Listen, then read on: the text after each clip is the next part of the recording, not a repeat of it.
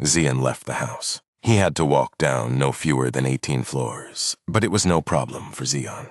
As he had seen from his house, there were many people walking through the streets. The city that had been asleep during the day seemed to have awakened once night came. Streets where not even a single ant had been visible now had street stalls laid out and markets opened. Some people sold food, while others sold meat from monsters whose identities were impossible to know. Among them were even people selling advanced products that were hard to find in the slums. They had clearly all been smuggled out of Neo Seoul. In the dank alleys, he could also see people trading what appeared to be drugs. Xian took in every one of those sights. Not a single thing had changed from how it had looked 8 years ago. It seemed the only thing that had changed was Xian himself. When Xian had left the slums, he had been young and powerless. The greatest difference now was that he had the strength to protect himself. The people of the slums glanced at Xian. They felt a sense of alienness from Xian, who gave off an atmosphere completely different from theirs. They instinctively realized that Xian belonged to a different kind from them and grew wary.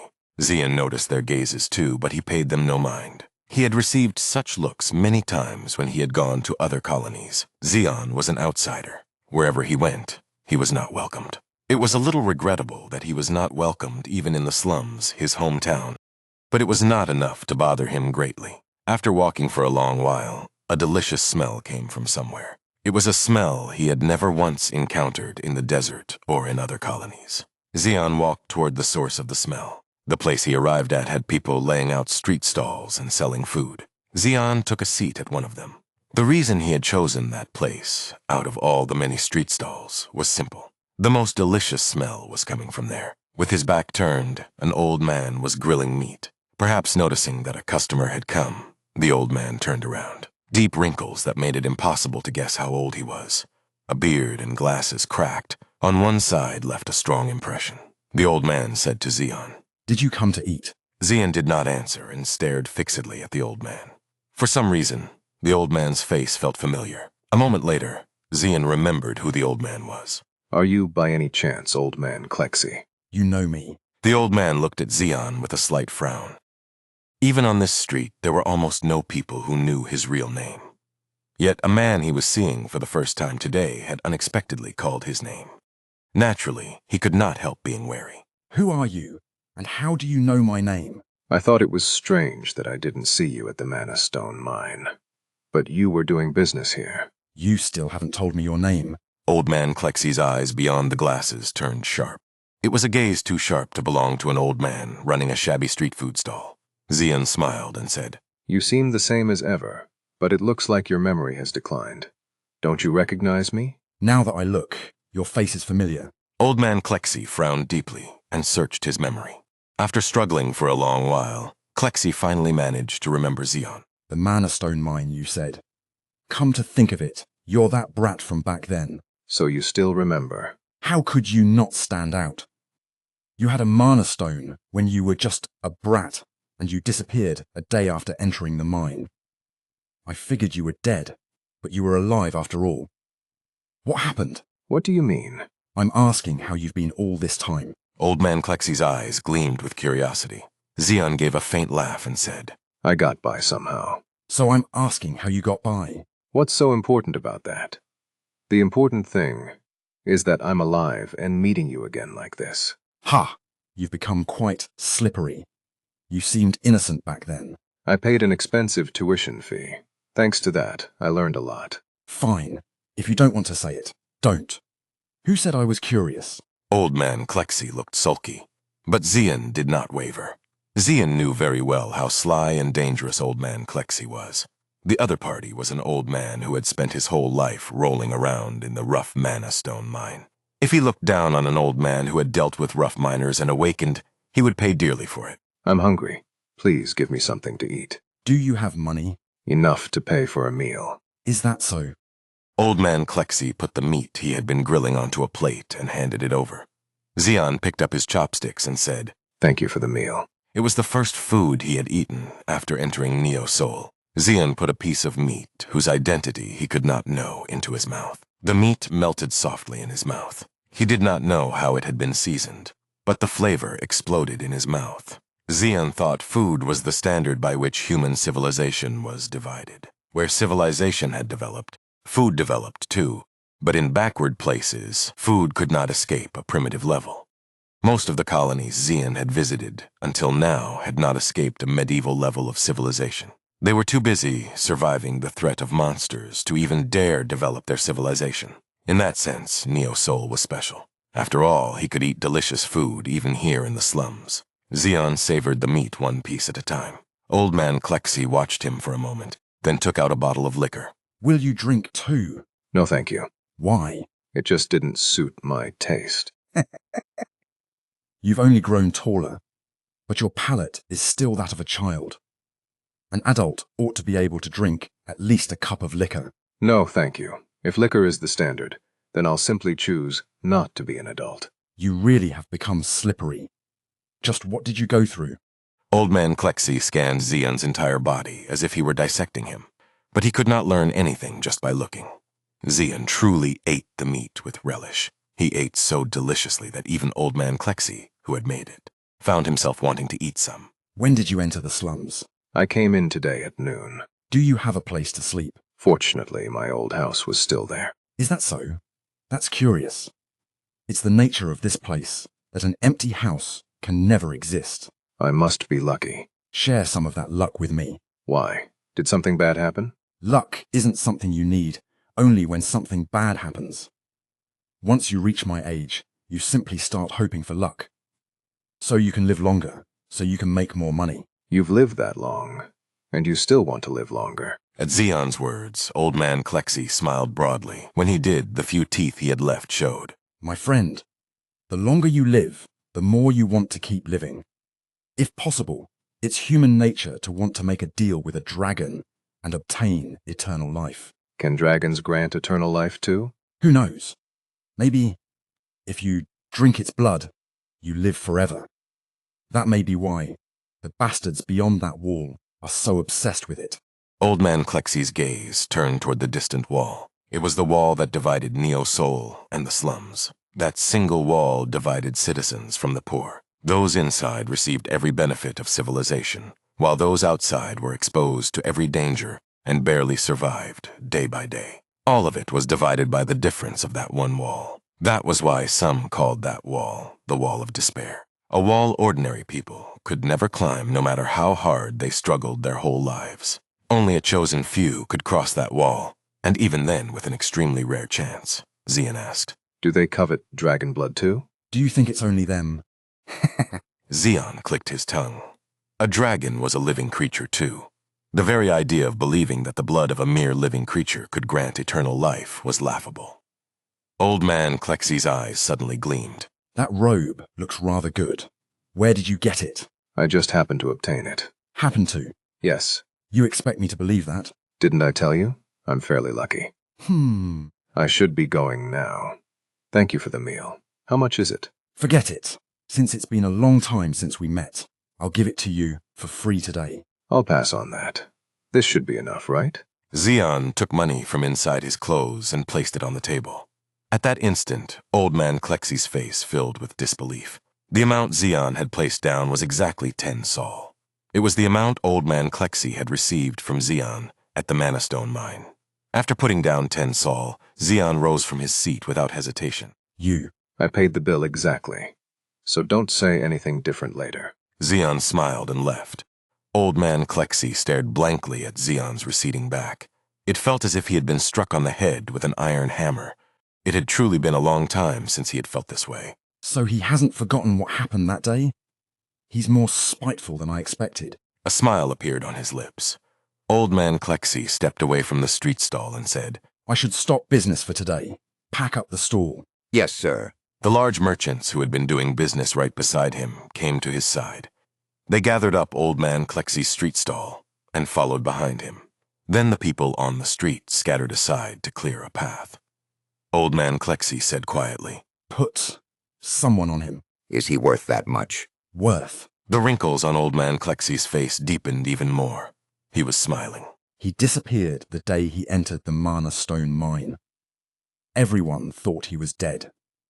But he came back alive.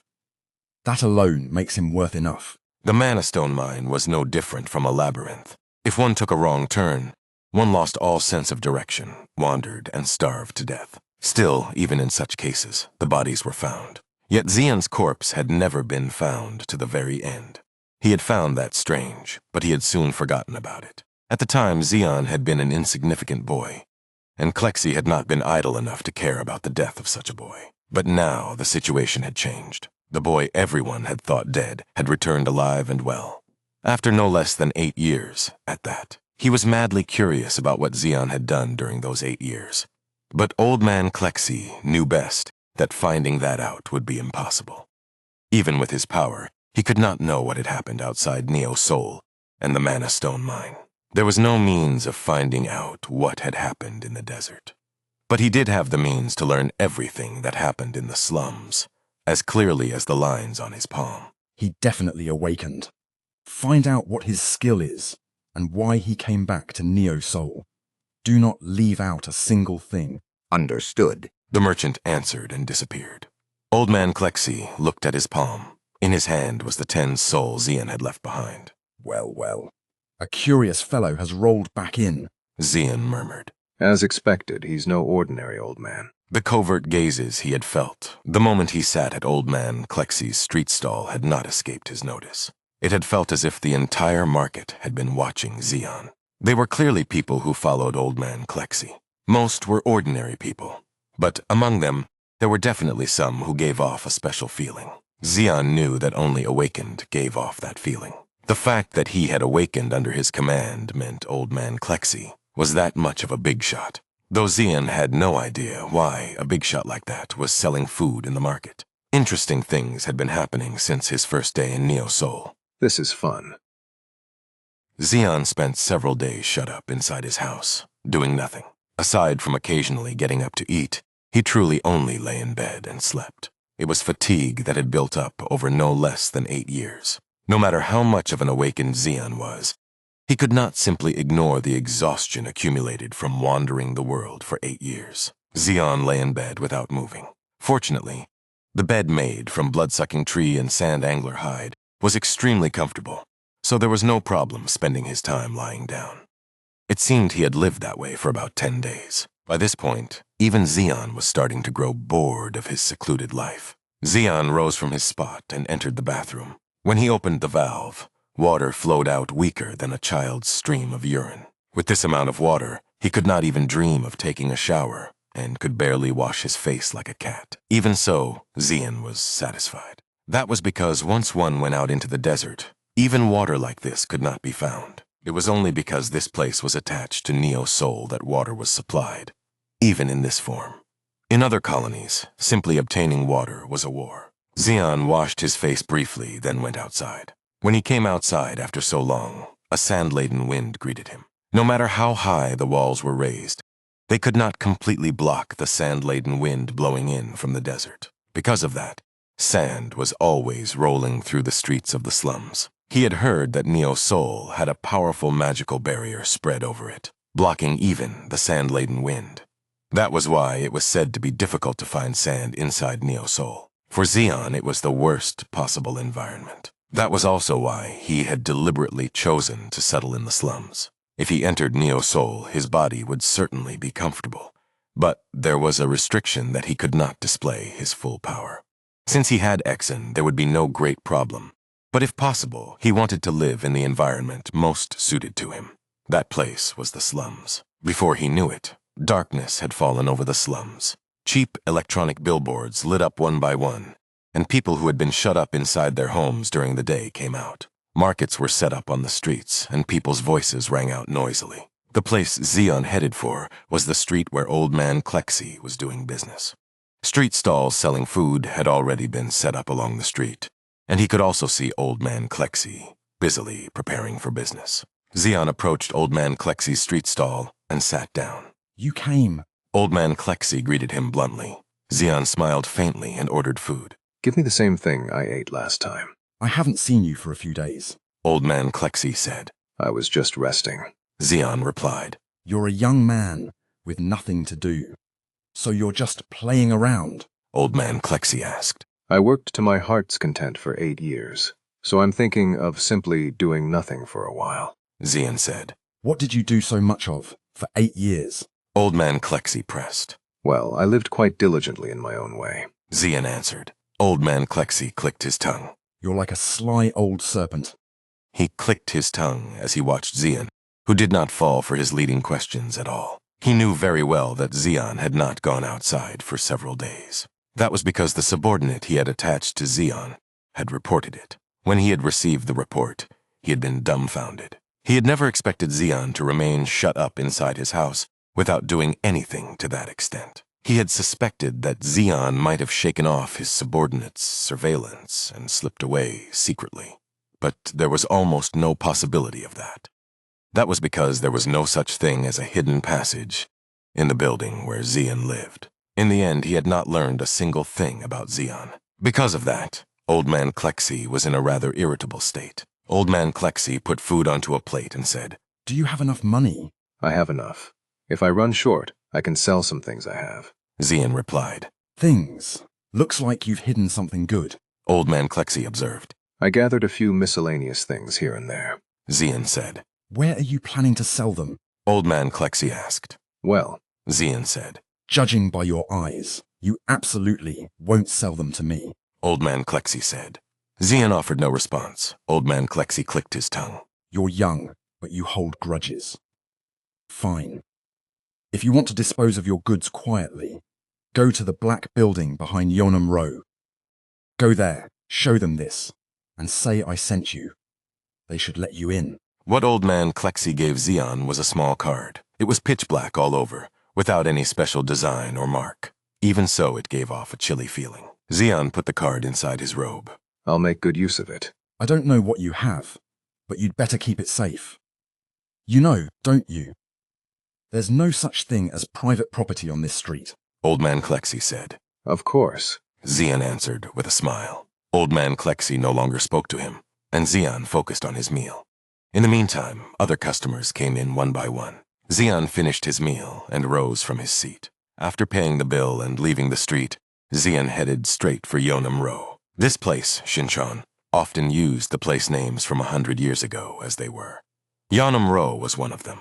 Although the scenery had completely changed from back then, the name was still being used. Contrary to its name, Yonam Row had an extremely dark atmosphere. There were no cheap electronic billboards here, and not even prostitutes soliciting customers or drug addicts could be seen. It meant this place was dangerous enough that even people living at rock bottom were reluctant to approach. Xian walked through such a Yonam Row without hesitation. After walking for a long while, the black building Old Man Klexi had mentioned appeared. This is fun. Xian's expression filled with interest. It was not simply because the building was black. It was because he could not feel any presence from inside the building at all. It was clear that the inside and outside were perfectly cut off by a magic circle or barrier. A high-level barrier like this could never be cast by an individual. It could only barely be constructed by investing an enormous amount of manpower and funds. Zeke walked toward the front of the black building.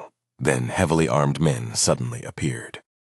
The one who stood out the most among them was a large man with a huge machine gun attached to one arm. He was an awakened who had abandoned a human arm and fused with machinery. Just looking at him, a brutal atmosphere flowed from him. He aimed the muzzle at Xian. This is a restricted area, kid. No one can enter without permission. I came with Old Man Klexi's introduction. Xian said.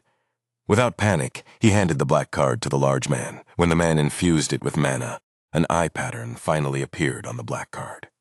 At that instant, the man's attitude turned polite.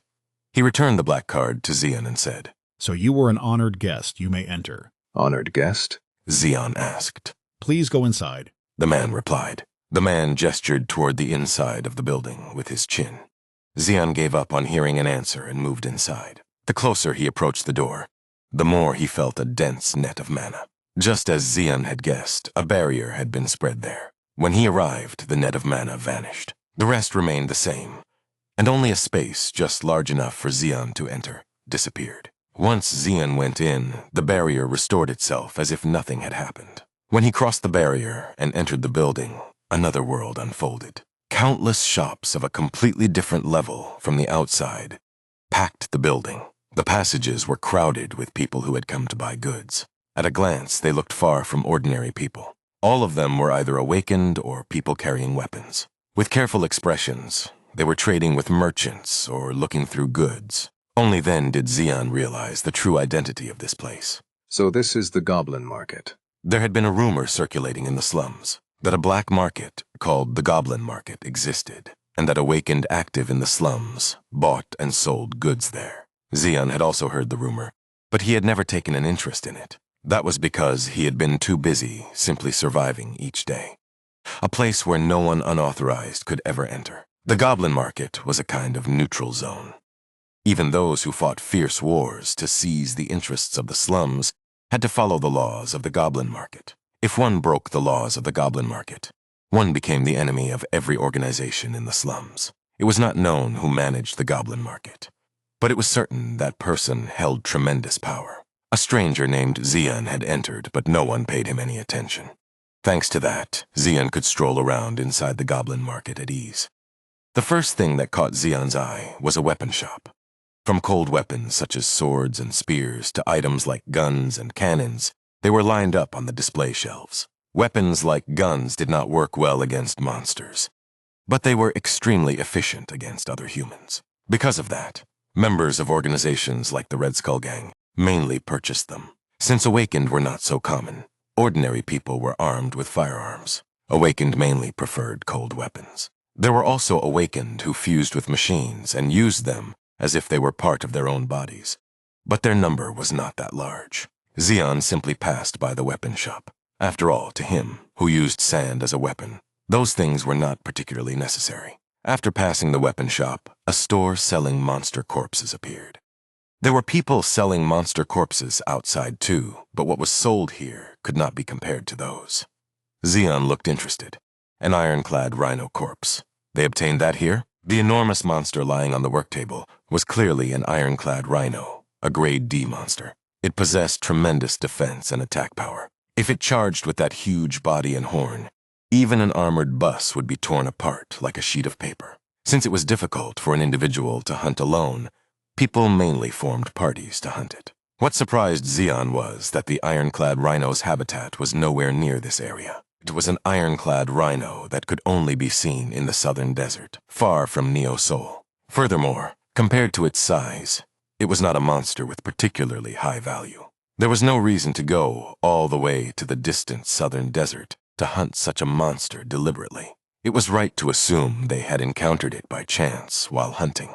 That means ironclad rhinos have advanced all the way near Neo Sol. The change in monster habitats is affecting even this place. The flame wolf pack he had encountered just before entering Neo Sol was also a monster group that normally could not be seen around here.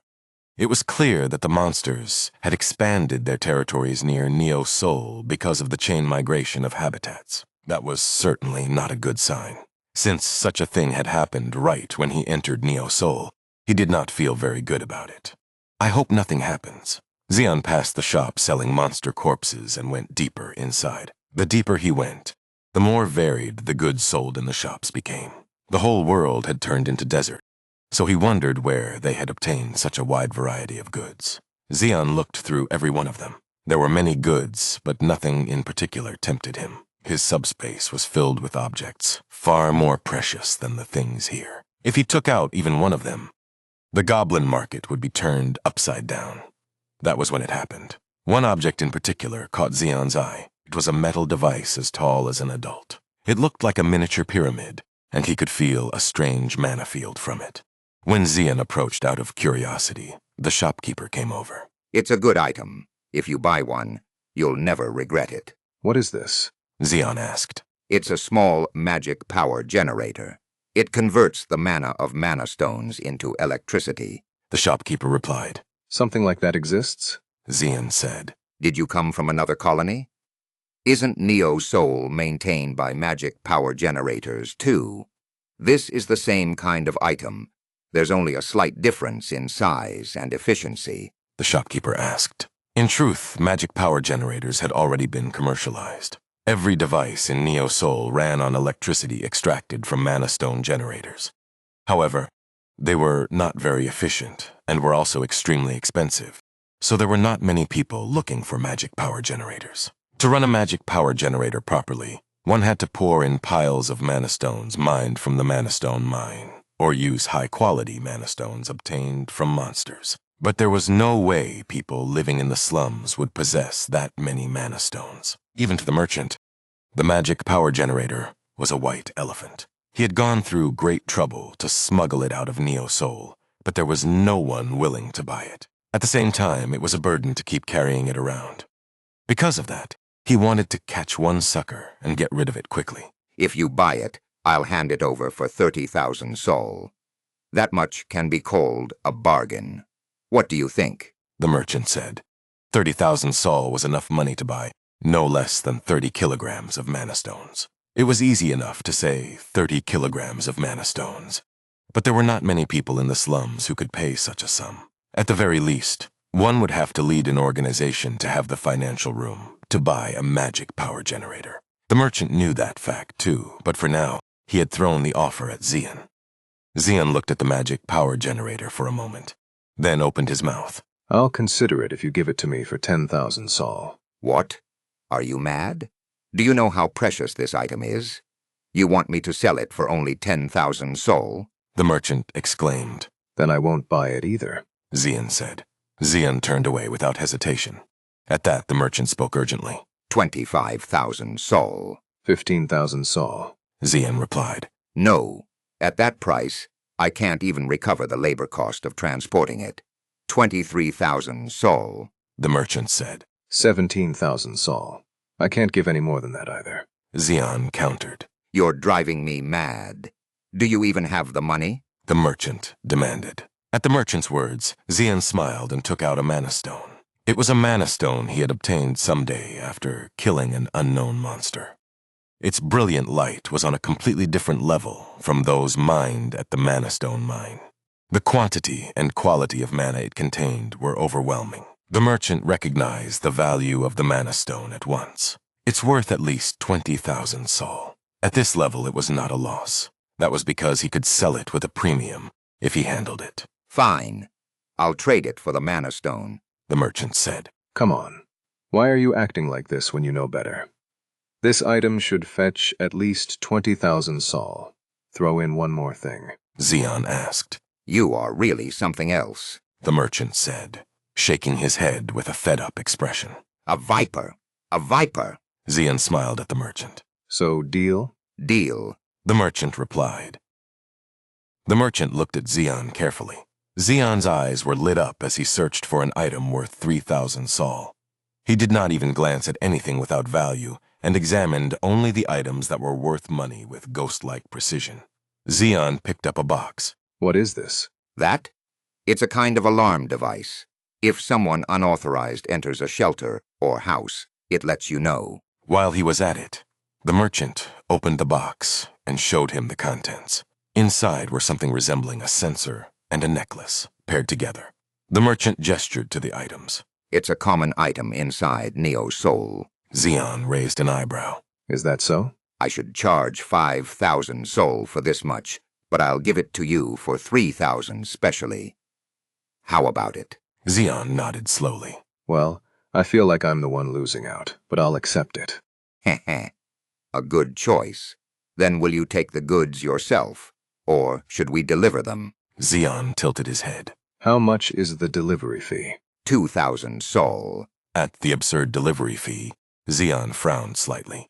If he placed it directly into his subspace and took it away, he could transport it without paying the delivery fee. But if he did that, the fact that Xian possessed a subspace would be revealed. Subspace was an extremely rare item. Even inside Neo Soul, only a few people possessed such an item, and anyone would covet it. If it became known that Xian had a subspace, things would certainly become troublesome. Shh.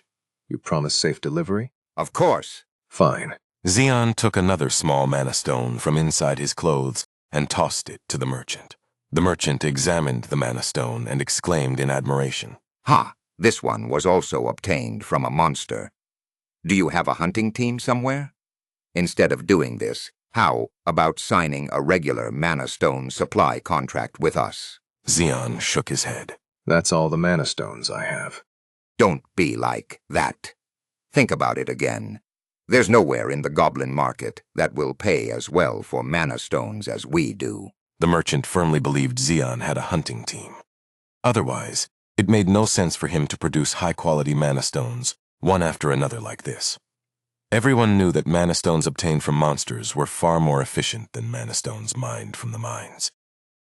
If they could regularly receive mana stones of this quality, their influence in the goblin market would inevitably grow. Xeon cut him off firmly. There are no more mana stones. Don't imagine things for no reason. Please send the goods to this address. Shh! If you change your mind, tell me any time. The door to my shop is always wide open. Xeon's voice remained steady. I told you that won't happen. I'll send the goods today. I trust you won't play any tricks. For a merchant of the goblin market, credibility is life. I'll deliver them myself, so don't worry. Xeon gave a slight nod. Then I'll see you again. Then he went outside. After that, Xeon wandered around the goblin market for a long while. The goblin market was far larger than it looked from the outside. Thanks to that, browsing was quite enjoyable. It was while Xeon was looking around the goblin market for some time that a sudden explosion erupted from deeper inside. Then people's voices followed. It's a fight. Crazy bastards. They're fighting inside the goblin market. No dispute or fight was tolerated inside the goblin market. That was the law of the goblin market. Those who broke the law had no place left to stand in the slums.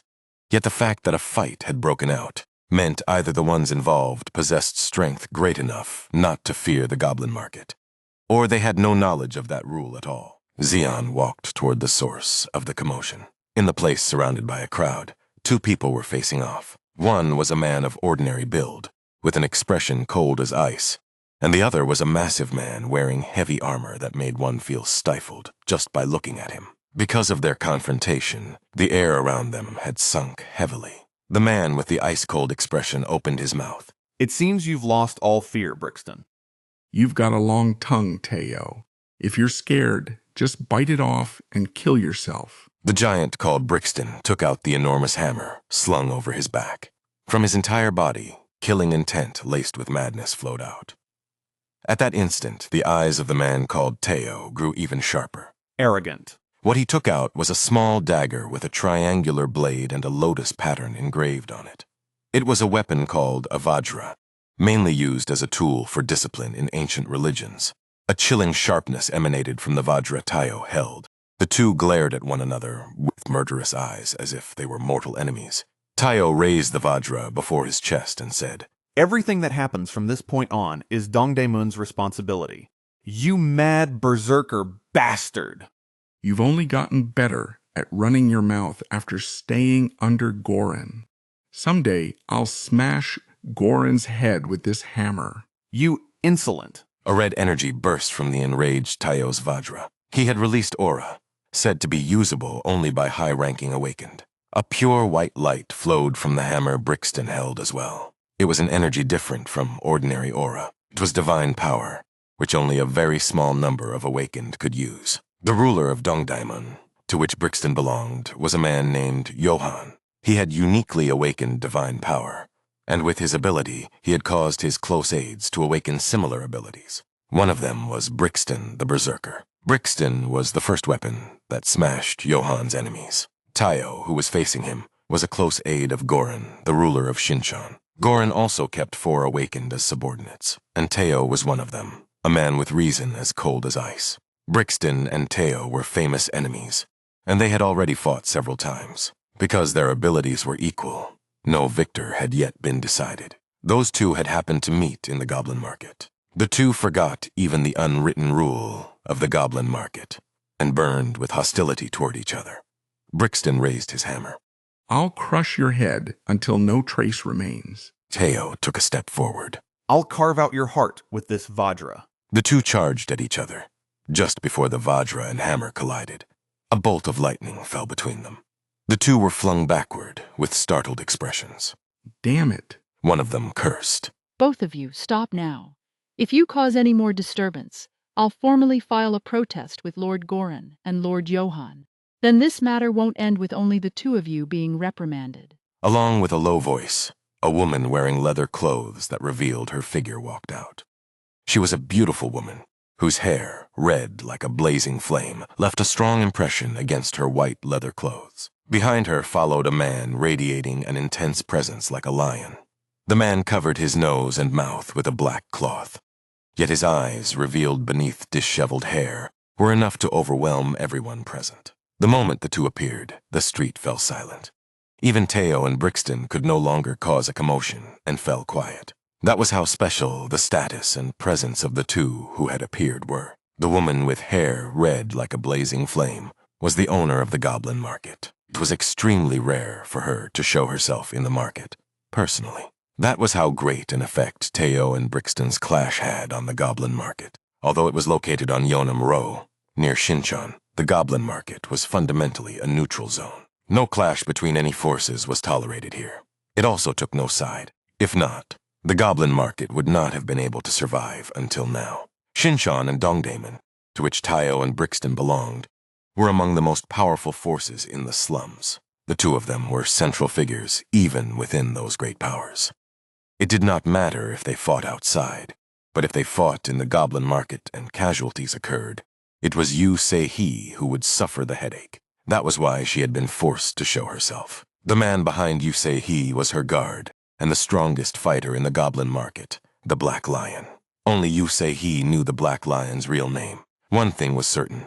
The Black Lion's martial power was by no means inferior to the rulers of Dongdaemun and Shinchan. With their appearance, even Teo and Brixton did not dare behave rashly. Yu Se-He, who had fired the lightning magic, was troublesome, but above all else, the Black Lion's intense presence pressed down on them. Yu Se-He stood between the two, her red hair fluttering.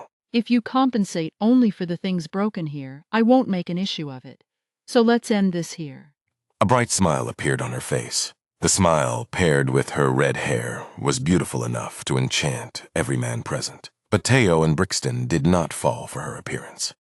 If Yu Se-He had been merely a woman with a beautiful face, she would never have been able to lead the Goblin Market until now. The reason the Goblin Market had gained its current influence was entirely thanks to Yu Se-He. Because of that, even Johan and Goran could not look down on her. The first to withdraw was Teo. I apologize. I will compensate separately for the broken goods. Thank you, as expected of Lord Teo. After lowering his head slightly to Yu Se-He, Teo left without hesitation. Brixton watched him for a moment, then said to Yu Se-He, I'd like to meet you outside someday, Lady Yu Se-He. Oh, are you asking me on a date? But what should I do? I like the Goblin Market. If it's a date inside here, I'll think about it. Lord Johan wishes to meet you. Then that means we should have the date here all the more. I'm afraid of Lord Johan too, you see. She said that, but she did not look frightened at all. Instead, there was mockery in her expression. Brixton knew that too. But he did not get angry or behave rashly. If he offended Yu Se-He any more than this, the people of Dongdaemun would never be able to use the Goblin Market again. That was not a situation Johan, the ruler of Dongdaemun, wanted either. Brixton bowed his head to Yu Se-He. If you send me the list of damages, I'll pay everything back by tomorrow. Then I'll see you next time. Yu Se-He's laugh rang out. Ho ho, take care. She waved her hand. Once Brixton disappeared completely from sight, the smile on Yu Se-He's face vanished entirely. Those fucking bastards. Why are they coming to someone else's place of business and fighting like idiots? Organize the list of everything that got broken and submit it thoroughly. One of the merchants answered carefully. Yes, ma'am. At that instant, Yu Se-He's eyes flared, and she shouted. What are you doing? Are you not doing business today? Is business over? One of the merchants quickly said. Yes. Another hastily added. We are. We're working. Hurry and clean up. The startled merchants scattered like cockroaches and began organizing the goods. The messy market instantly recovered its original appearance, and business resumed as if nothing had happened. Yu Se-He shouted at the top of her lungs. Honestly, all of you are obsessed only with watching fights. You have to sell even one more thing to make money. You useless bastards. The Black Lion stepped forward. They probably understand by now. Fine, I've calmed down now. When you're outside, please control your temper a little. There are many eyes watching. Forget it. Since when did I live while caring about other people's gazes? If I end up with some needlessly mysterious image, it'll only narrow my range of movement. Yusei grumbled. Her appearance was unexpected, and Xian burst out laughing without realizing it. Who was that? Was there still some bastard watching instead of doing business? Unfortunately, Yusei heard Xian's laughter, and her eyes flared. Yusei looked around, then soon found Xian standing there blankly. She strode toward Xian. Was it you? Did you laugh? I apologize. Only then did Xian realize his mistake and apologize. Yusei carefully examined Xian from head to toe. You're not a merchant here, a customer. Yes, I haven't seen your face before. Whose introduction brought you here? I came with Old Man Clexy's introduction. At that instant, Yusei thrust her face close to Xian's. Clexy, you're the one that damned old man gave a card to. At her unexpected reaction, Xian blinked. The mature scent of a woman rushed into his nose. It was the first time a woman had brought her face this close to him.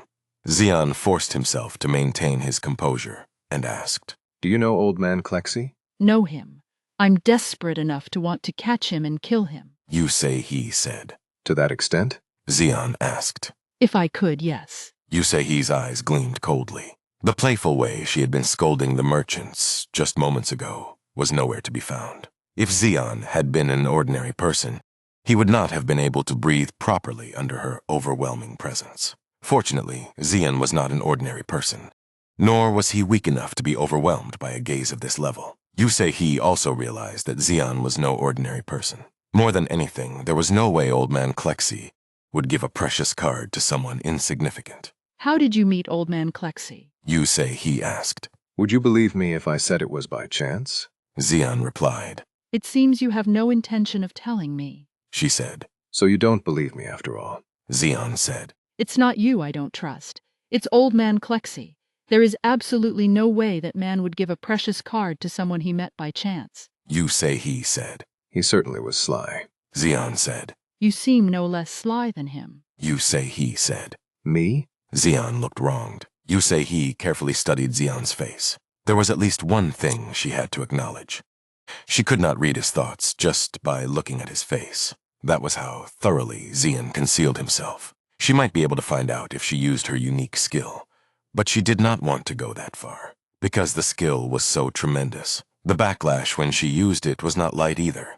If he had come with Old Man Clexy's introduction, then at the very least, he was probably not someone who would harm the goblin market. What's your name? Yusei asked. I'm Xian. Xian said. Where do you live? Yusei asked. Are you conducting a census right now? Xian asked. Yes. Are you not going to answer? Yusei asked. I live in the ant nest. Xian said. Shin-chan. Yusei asked. Yes. Xian said. Then we'll see each other often. All right, you can go now. Yusei waved her hand as if driving away a fly. Xian lowered his head slightly to her and said. Then? Yusei watched Xian's back with sharp eyes as he disappeared among the people. The Black Lion said quietly. Shall I put someone on him? No. Old Man Clexy has probably already put someone on him. We can share information, so there's no need to waste precious manpower. Yusei said. Understood. The Black Lion said. The Black Lion accepted her words. He knew Old Man Clexy as well as Yusei did. He knew how meticulous and persistent Old Man Clexy was. Yusei started walking. The atmosphere inside and outside the colony has been unsettled lately. I heard a flame wolf pack attacked an armored bus a few days ago, she said. Yes. Monster groups are appearing closer and closer to Neo Soul. It seems the rumor that Neo Soul's monster-repelling power is weakening is true. The Black Lion said. What made Neo Soul different from other colonies was the existence of monster-repelling power. For reasons unknown, a powerful energy dwelled in Neo Soul. This energy frightened monsters and made them unable to approach.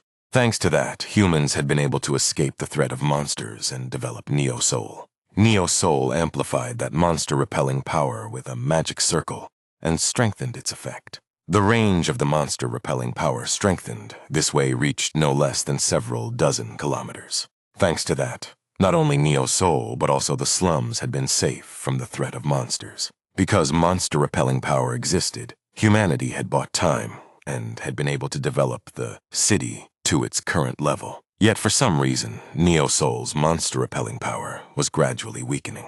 People cited the fact that monsters were appearing closer and closer to Neo Soul as evidence. It was something that would have been unimaginable in the past. To hunt monsters, one had to form a team and travel far away from Neo Soul. But now, monsters could be seen even in places not very far from Neo Soul. The old saying that monsters feared approaching Neo Soul was becoming a thing of the past. You say he looked beyond the enormous city wall, toward the skyscrapers that rose as if piercing the sky. There, the rulers who governed Neo Soul resided. Just what are they doing inside for Neo Soul's monster-repelling power to be weakening? Have they already forgotten the lesson of that day? Deep concern filled her voice. Xian left the Goblin Market and walked along Yonam Row. Meeting Yusei He, the owner of the Goblin Market, had been outside his expectations. Xian thought Yusei He was extremely strong. There wasn't even a 1-second delay when she cast lightning magic. Usually, casting magic required a slight preparation time. Magic meant the realization of an image in one's mind. Turning the picture drawn in one's heart into reality was what magic was. It naturally took time to manifest an image into reality. Those with outstanding talent shortened that time to an extreme degree, but those without such talent inevitably took longer. Yet Yusei He had shown no such gap of time. The instant she wanted it, she called lightning into reality. And she had done so, with only enough power to make Taio and Brixton retreat without injuring them. The fact that she had cast lightning magic, the most destructive type, without wounding either side, showed just how remarkable her talent was. Xian did not know what Yusei He's awakened grade was, but she was certainly at least grade B. At that level, there would be almost no one in the slums who could defeat her. Even more impressive than her was the guard she had brought with her, the Black Lion. The Black Lion emitted such an intense energy that even Xian had flinched slightly. His body was so full of aura that it overflowed and naturally radiated outward. The Black Lion was the first martial type, awakened this powerful that Xian had seen in the slums. The Black Lion awakened a sense of caution in Xian, who had inwardly looked down on the slums to some extent. That alone was enough of a gain. Xian thought it had been a good decision to visit the Goblin Market. If he continued using the Goblin Market in the future, he felt he would be able to grasp the situation in the slums well enough. After returning home, Xian took off the robe he had been wearing with a long sigh. The house was still empty. That was because there was nothing inside besides the bed and sofa. The light bulb flickered uneasily. It was because the supply of electricity was unstable. But once the small magic power generator arrived, the situation would change. Once he could supply electricity on his own, he would be able to use not only lights but various devices as well. In a way, that would be when he began to properly enjoy civilization. Xian sat on the sofa and waited for the magic power generator to be delivered. They had said they would send it today, so it would arrive soon. That was when it happened. A tremendous explosion shook the building, as if it might collapse at any moment. The window glass shattered and flew into the house. Xian frowned and rose from his seat. Through the broken window, he could see an intersection reduced to devastation. A truck was burning in the middle of the intersection. It had clearly exploded after someone's attack. Such things were common on this street, so Xian tried not to care. But the moment he saw the pattern drawn on the broken truck, he could no longer do that. What was engraved on the truck was a goblin pattern. The goblin pattern was the symbol of the Goblin Market. A transport vehicle from the Goblin Market had been attacked. A vehicle coming here at this hour? At that moment, Xian felt an ominous premonition. He threw himself straight out the window. His house was on no less than the 18th floor. Yet he had jumped down without the slightest hesitation. Xian's body fell at terrifying speed and was nearly at the ground. Then sand piled at one side of the street shot upward like a pillar and caught his body softly. He had used sand to soften the impact, but no one saw it happen. That was because everyone on the street was too busy watching the burning vehicle. Xian quickly pushed through the people and approached the vehicle. Violent flames were surging from the vehicle. Because of that, people could not easily approach. Their faces were filled with greed. Fuck! There must be something precious inside. If only the flames weakened a little. They had no intention of putting out the fire. They were only thinking about how to approach and steal the goods loaded inside. No one cursed them for it. That was simply what the slums were like. Xian pushed through such people and approached the vehicle. The raging flames swallowed his body, but they had no effect on him. At last, Xian arrived in front of the vehicle. The first place he checked was the driver's seat. There were already 2 corpses melting in the driver's seat and the passenger seat. One of them was the Goblin Market merchant Xian had traded with. A long cut was clearly visible across the merchant's neck. He had definitely been murdered before the vehicle exploded. Xian frowned and moved to the cargo bed. The cargo bed door was wide open, spewing violent flames. Although his view was blocked by fire and smoke, Xian clearly saw that the cargo bed was empty. Ha! Xian let out a sigh. It was clear the magic power generator that had been on its way to him had been stolen. Since the merchant was dead, receiving compensation from him was impossible. What kind of bastards dared? His eyes turned sharp. He had wanted to live quietly if possible. That was why he had intended to let most things pass. But the theft of his magic power generator was not an incident that could be dismissed as just one of those things. He had to find the attackers, punish them, and recover the magic power generator. The urgent priority was to discover the identity of the attackers who had stolen the magic power generator. Xian examined the area around the burning vehicle. Not many steps away, he found a piece of metal. It was certainly not a fragment from the vehicle. On the surface of the fire-scorched metal piece, the letters FB-130 were written. The rest of it could not be seen, but this alone was enough of a clue. Someone had attacked the vehicle, killed the merchant and his subordinate, and stolen the magic power generator. Then they had erased all evidence by making the vehicle explode. Even if the Goblin Market came out to investigate, they would think the magic power generator had burned along with the vehicle. They would never imagine someone had stolen it. It was fortunate Xian had arrived before the flames completely swallowed the transport vehicle. If he had been even a little later, the truth would have been completely burned away by the fire. Xian left the flames behind and walked away. There was no use asking people, blinded by greed, for things that happened at the bottom of this street. One had to ask people from the bottom of this world. Fortunately, Xian knew such people well. Xian headed toward a dank part of the street. At a glance, it looked disorderly, but even here, addresses existed. It was just that the way addresses were assigned was unusual, making them difficult to find, unless one had lived here for a long time. Xian walked while searching his memory. After passing through several alleys, he arrived at a warehouse on the first floor of a large building. Xian opened the warehouse door and entered without hesitation. What? What bastard came in without permission? Rough reactions burst out at once. Inside the warehouse, men with unusual atmospheres were sitting here and there. They revealed killing intent toward the uninvited intruder. But the moment they saw Xian's face, that killing intent vanished instantly. They gasped. That man is... Their faces turned deathly pale. The warehouse was the den of the Red Skull Gang. The ones whose faces had gone white at the sight of Xian were Zhou Sang-hyok and his subordinates. Zhou Sang-hyok, the boss of the Red Skull Gang, stammered. Brother, why are you here? We haven't done anything wrong to you. Xian said to Zhou Sang-hyok. I have something to ask. You can spare me a little time, can't you? Of course. Zhou Sang-hyok said, nodding at lightning speed. This looks like a flame buster, Xian said. Zhou Sang-hyok responded. A flame buster? It's an incendiary bomb Neo Soul is supposedly researching for anti-monster use. I heard they were aiming to make it capable of damaging monsters grade B or higher, but... Zhou Sang-hyok trailed off. Rumors were only rumors. Monsters grade B or higher, especially special individuals among them, possessed powerful force fields. Because of those force fields, ordinary weapons could not inflict even the smallest wound on them. The only thing that could pierce a monster's force field and wound it was an Awaken's attack. The desert was full of such monsters. Those factors kept people tied to Neo Soul. Safe land was limited while the population continued to increase.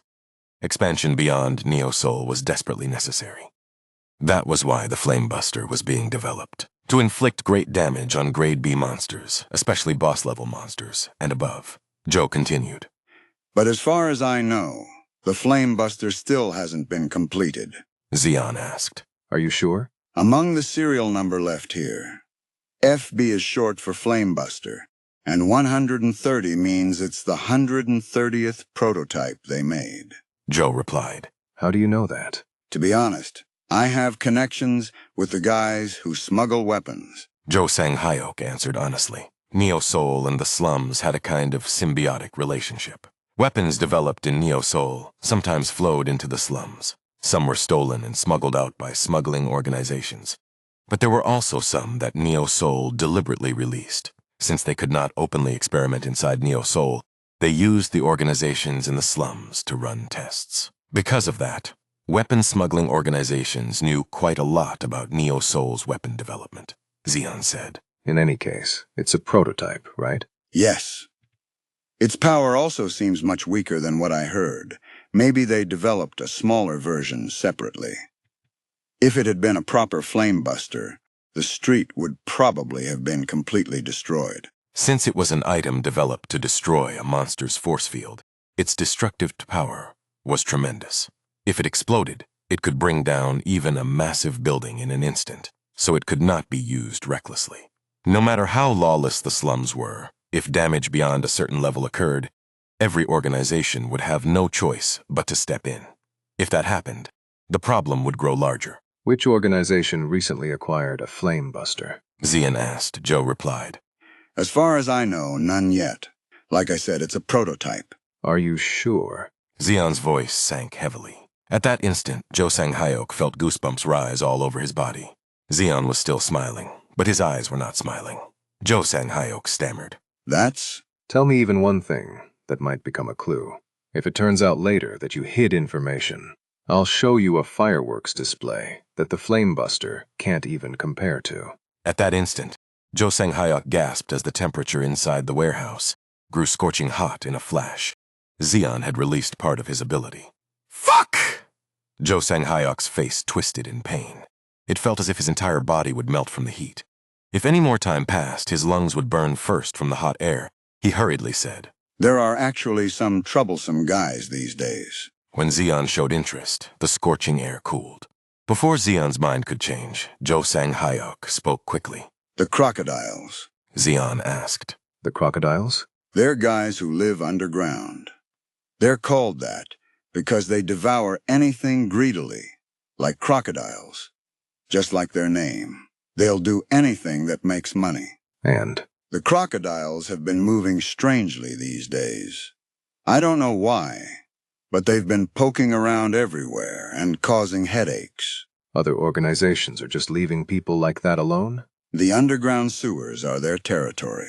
As you know, that place is. Zeon finished. Too filthy for anyone to go in. Yes. I see. So that's how it is. Zeon turned around without hesitation. There was nothing more to gain by pressing Joe Sang-hyok further. From now on, it was time to move. The slums did not exist only above ground. Since there was no longer any land on which to build houses, some people had turned their eyes underground. They wanted to obtain underground, at least. The homes they could not have above ground. He had heard rumors before that such people had gathered and made their base underground. But Zeon had never once seen them with his own eyes. Underground, then? Zeon returned to the intersection. The street where the vehicle had exploded had already been cleared clean. It was not that someone had deliberately cleaned it up, but that people had looted everything. Even the burned vehicle body had value to people. Whether they melted it down and recycled it, or used it for something else, there were countless ways to make use of it. In the slums, nothing was uselessly thrown away. But that did not matter. What Zeon needed was not the burned vehicle body. Zeon walked around near the intersection. The place he was looking for was a passage connected underground. There was no way they had walked through the streets carrying something as bulky as a magic power generator. They had surely entered the underground through the nearest passage. After searching for a long while, Zeon finally managed to find such a place. In a hidden spot in the back alley behind a place piled high with junk, there was a small passage. Originally, it should have been blocked by iron bars, but they had all been bent out of shape. A terrible stench flowed out of the passage. Because of that, even the people living in the slums avoided approaching it. Zeon slipped through the gap without hesitation. Like sand flowing downward, Zeon passed through the gap and descended underground. Underground was a sewer. Filthy water filled the floor up to his ankles, sloshing. The smell inside the sewer was so foul that it made his mind go faint. Zeon gathered himself for a moment. Although the environment was terrible, Xeon had survived in places even worse than this. He could adapt to this much quickly. In truth, that was exactly what happened. Xeon soon adjusted to the stench and began moving. No matter how much sewage flowed underground, if humans moved through it, they inevitably left traces. In truth, they had. Marks from hands braced against the wall, and traces of something being dragged remained clearly. Xeon did not miss those traces. Water splashed beneath Xeon's feet with each step. Ordinary shoes would have been soaked already, but the shoes Xeon wore were not ordinary. They, too, were made from monster hide. Not a single drop of water seeped in. Thanks to that, Xeon could walk through the sewer without worry. Xeon, who had been walking quickly, suddenly narrowed his eyes. A fork in the path had appeared. This was where it became important. Xeon examined the floor. Sewage flowed through 2 of the passages, but one was dry, without a single trace of moisture. No matter how adapted they were to the underground, people could not live underwater. If people lived here, there was a high chance they lived in a place where sewage did not enter. Xeon moved toward the dry passage. The passage was tall enough that an adult could walk with their backs straight. Thanks to that, Xeon could walk comfortably. From this point on, breathing became much easier. That was because the rotten smell mixed in the air had become very faint. Rather than Xeon having adapted, it felt as if some artificial force was purifying the air in the sewer. An item. Air purification items were fairly expensive. They were not easy to obtain, even with money. That was because they were traded only in Neo Soul. They were using such a precious item to purify the air in the sewer. It seemed the scale and ability of the people living underground were greater than he had expected. It was when Xeon took a few more steps. Who the hell are you? One voice called. A tracker? Another added. Along with rough voices, someone attacked Xeon from the darkness. The 2 weapons approaching through the darkness aimed for Xeon's neck and head. They were aiming only for fatal weak points. Xeon lightly moved his body to evade the attacks, then struck back. Both attackers cried out in agony as Xeon's fists struck their abdomens precisely. It was a powerful blow that would have rendered ordinary people unable to resist. But the attackers somehow managed to remain standing. They were wearing protective clothing that looked like rags patched together. Thanks to that, the shock had been offset. It's a son of a bitch from above. One spat. Kill him. The other shouted. They attacked Xeon in a frenzy. The way they charged with yellowed teeth bared made them look like rabid dogs. Xeon clicked his tongue.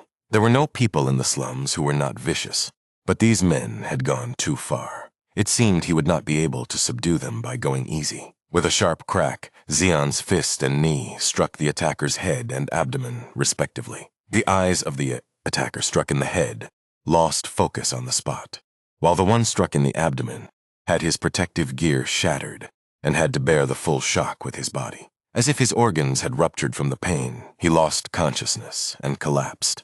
Xeon did not even glance at the fallen men and walked forward. Since the guards had fallen, those inside would have realized an uninvited guest had come. Xeon quickened his steps. Die. A voice shouted from the darkness. Machine gun fire erupted inside the sewer. They were not from mere pistols, but from machine guns capable of automatic fire. Because they did not do much damage to monsters with thick hides, guns had been pushed to the rear. But that did not mean they had become completely obsolete. There was no weapon as efficient as a gun for suppressing and killing humans. The ones beyond the darkness fired their guns madly.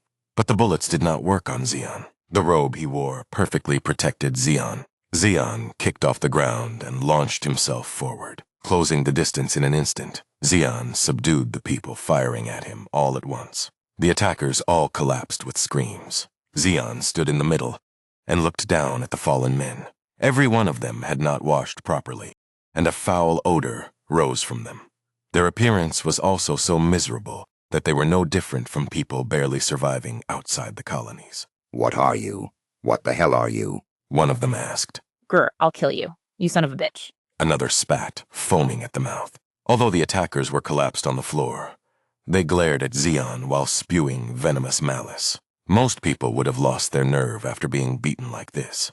Yet these men foamed at the mouth instead and hurled venomous curses. They were no ordinary vicious types. But Xeon was no ordinary person either. This much could not place any psychological burden on him. Xeon easily ignored their resentful gazes and looked around. Quite a large underground space was filled with many goods. Among them was the magic power generator presumed to be Xeon's. So it was here. It was when Xeon walked toward the magic power generator. Who are you? A strangely subdued voice sounded.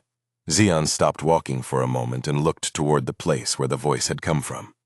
A man was sitting on a large wooden crate, trimming his fingernails. The man, trimming his nails with a dagger as large as an adult's forearm, had a face full of tattoos, and his especially yellow eyes gleamed chillingly even in the darkness. For some reason, only the space around the man seemed distorted and warped. He spoke once more. I'm asking who you are. The owner of that item, Xeon replied, looking at the magic power generator. The man gave a faint laugh. You crawled all the way here just to find a magic power generator? You've got some nerve. But what are you going to do? I have no intention of returning that item. Then what should I do? I absolutely have to get it back. Xeon smiled as he looked at the man,